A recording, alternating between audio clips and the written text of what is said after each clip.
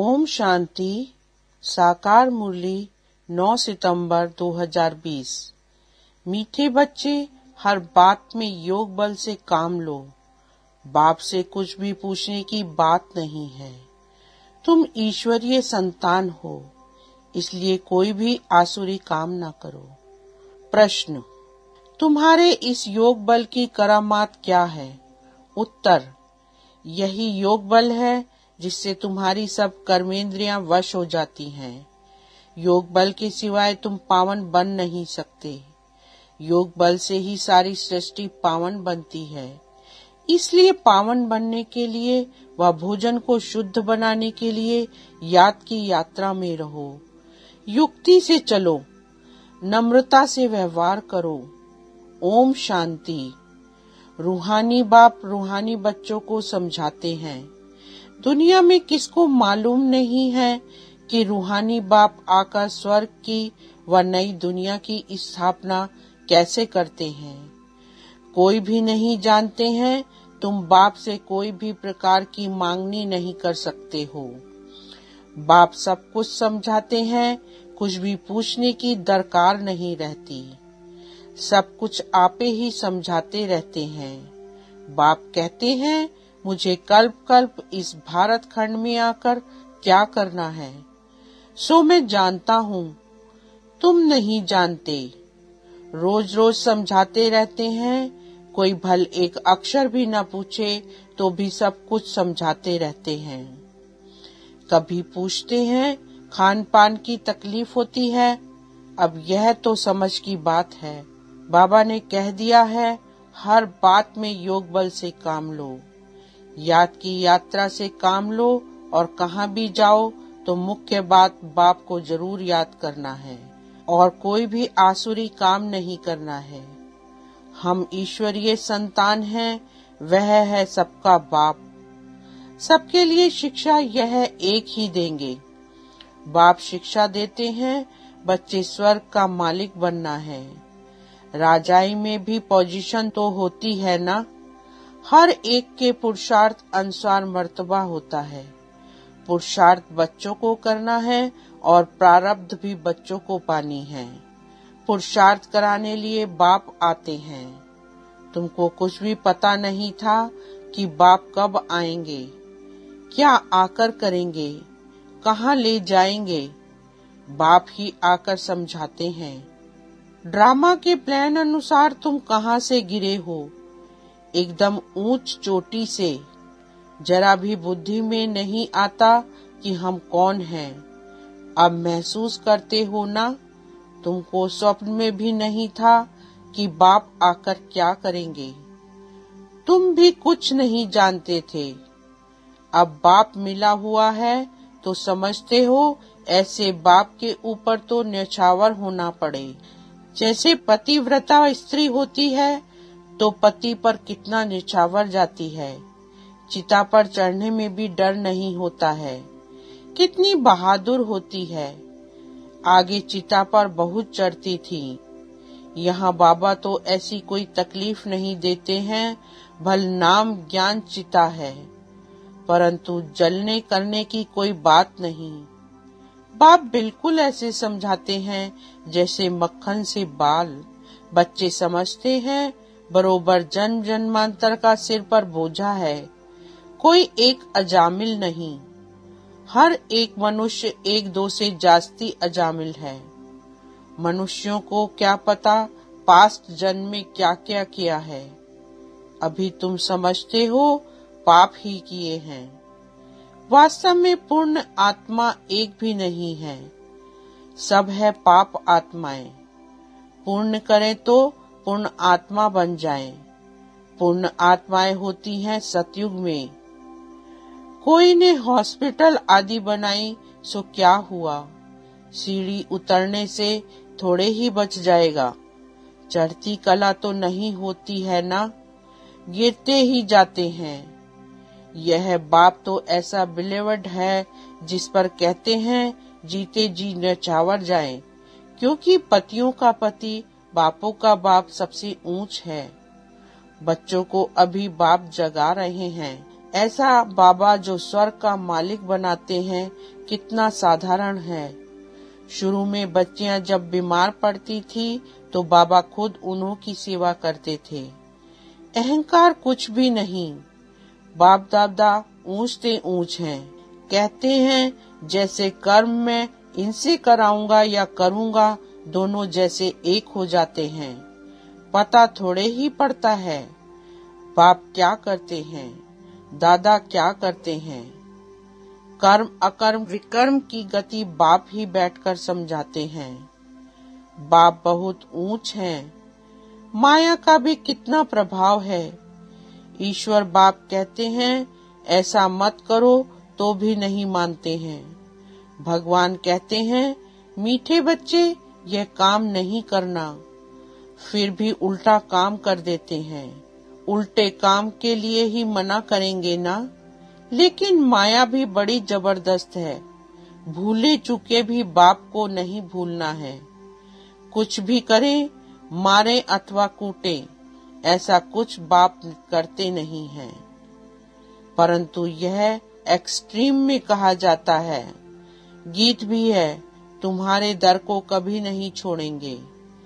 चाहे कुछ भी कहो, बाहर में रखा ही क्या है। बुद्धि भी कहती है जाएंगे कहाँ। बाप बादशाही देते हैं, फिर थोड़े ही कभी मिलती है। ऐसे थोड़े ही है दूसरे जन्म में कुछ मिल सकता है। नहीं, यह पारलौकिक बाप है जो बेहद सुखधाम का तुमको मालिक बनाते हैं। बच्चों को दैवी गुण भी धारण करने हैं, सो भी बाप राय देते हैं। अपना पुलिस आदि का काम भी करो, नहीं तो डिसमिस कर देंगे। अपना काम तो करना ही है, आंख दिखानी पड़ती है। जितना हो सके प्रेम से काम लो, नहीं तो युक्ति से आंख दिखाओ। हाथ नहीं चलाना है। बाबा के कितने ढेर बच्चे हैं। बाबा को भी बच्चों का आना ख्याल रहता है ना। मूल बात है पवित्र रहना। जन्म जन्मांतर तुमने पुकारा है ना, हे पतित पावन आकर हमको पावन बनाओ। परंतु अर्थ कुछ भी नहीं समझते।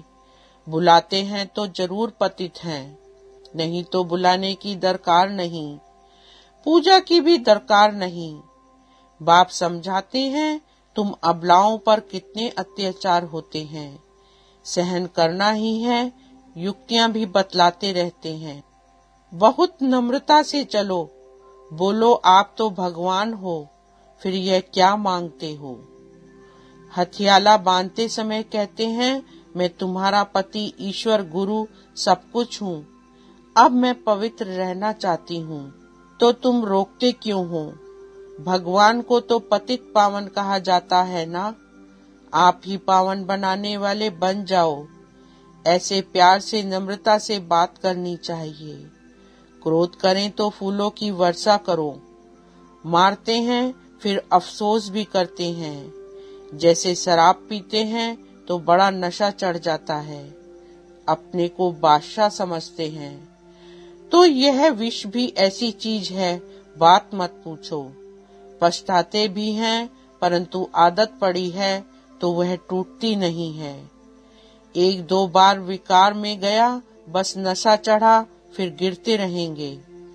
जैसे नशे की चीजें खुशी में लाती हैं, विकार भी ऐसे हैं।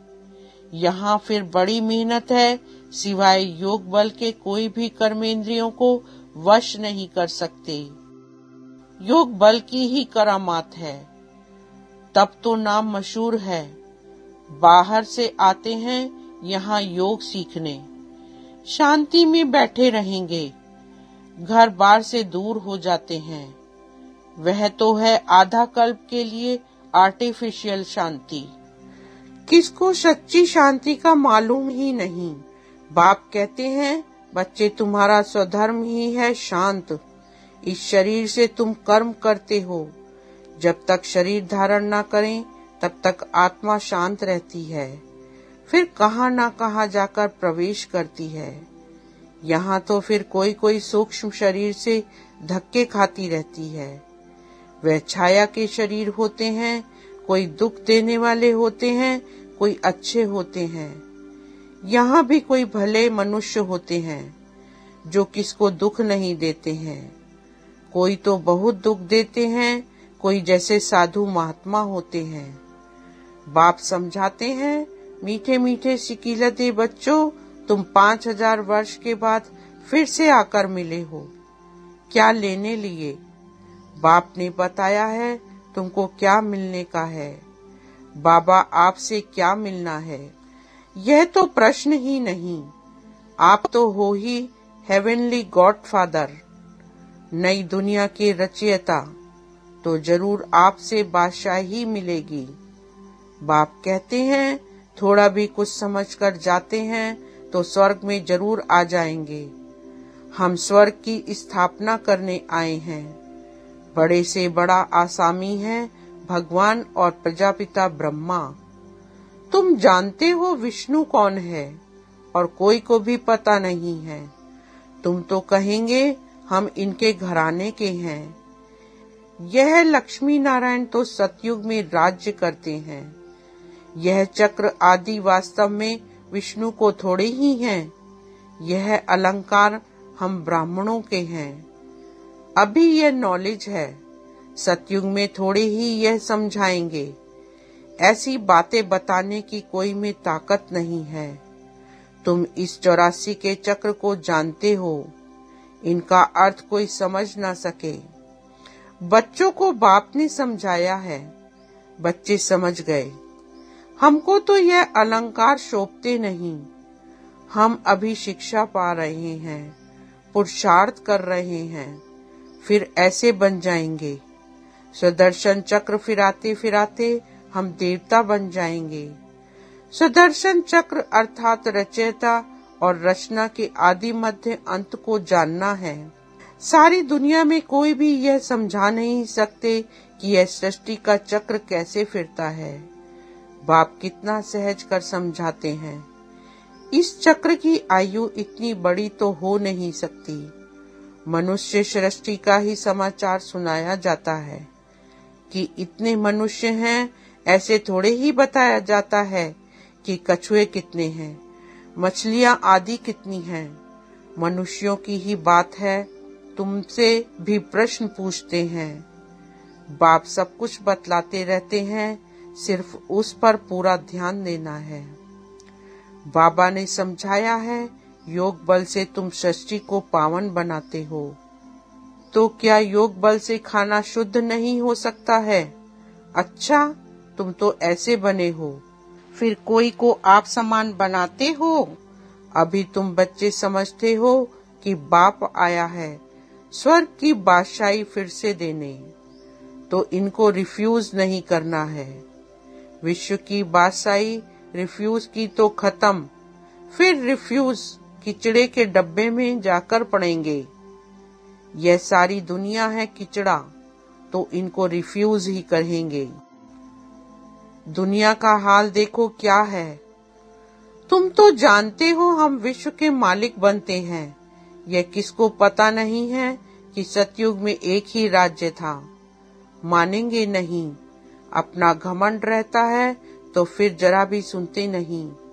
कह देते यह सब आपकी कल्पना है। कल्पना से ही यह शरीर आदि बना हुआ है। अर्थ कुछ नहीं समझते, बस यह ईश्वर की कल्पना है। ईश्वर जो चाहे सो बनते हैं, उनका यह खेल है। ऐसी बातें करते हैं, बात मत पूछो। अभी तुम बच्चे जानते हो बाबा आया हुआ है। बुढ़िया भी कहती है, बाबा हम 5000 वर्ष के बाद हम आपसे स्वर्ग का वर्षा लेते हैं। हम अभी आए हैं स्वर्ग की राजाई लेने। तुम जानते हो कि सभी एक्टर्स का अपना पार्ट है। एक का पार्ट न मिले दूसरे से। तुम फिर इसी ही नाम रूप में आकर इसी समय बाप से वर्षा लेने का पुरुषार्थ करेंगे। कितनी अथाह कमाई है। भल बाबा कहते हैं, थोड़ा भी सुना है तो स्वर्ग में आ जाएंगे, परंतु हर एक मनुष्य पुरुषार्थ तो ऊंच बनने का ही करते हैं ना। तो पुरुषार्थ है फर्स्ट। अच्छा, मीठे मीठे सिकिलदे बच्चों प्रति माता पिता बाप दादा का याद प्यार और गुड मॉर्निंग। रूहानी बाप की रूहानी बच्चों को नमस्ते। रूहानी बच्चों की रूहानी बाप को नमस्ते। धारणा के लिए मुख्य सार। फर्स्ट पॉइंट, जैसे बाबा बच्चों की सेवा करते हैं, कोई अहंकार नहीं, ऐसे फॉलो करना है। बाप की श्रीमत पर चलकर विश्व की बादशाही लेनी है, रिफ्यूज नहीं करनी है। सेकंड पॉइंट, बापों का बाप पतियों का पति जो सबसे ऊंच है, बिलेवेड है, उस पर जीते जी न्यौछावर जाना है, ज्ञान चिता पर बैठना है। कभी भूले चूके भी बाप को भूल उल्टा काम नहीं करना है। वरदान, मास्टर ज्ञान सागर बन, ज्ञान की गहराई में जाने वाले अनुभव रूपी रत्नों से संपन्न भव। सार, जो बच्चे ज्ञान की गहराई में जाते हैं, वे अनुभव रूपी रत्नों से संपन्न बनते हैं। एक है ज्ञान सुनना और सुनाना, दूसरा है अनुभवी मूर्त बनना। अनुभवी सदा अविनाशी और निर्विघ्न रहते हैं, उन्हें कोई भी हिला नहीं सकता। अनुभवी के आगे माया की कोई भी कोशिश सफल नहीं होती। अनुभवी कभी धोखा नहीं खा सकते, इसलिए अनुभवों को बढ़ाते हुए हर गुण के अनुभवी मूर्त बनो। मनन शक्ति द्वारा शुद्ध संकल्पों का स्टॉक जमा करो। स्लोगन, फरिश्ता वह है जो देह के सूक्ष्म अभिमान के संबंध से भी न्यारा है। ओम शांति।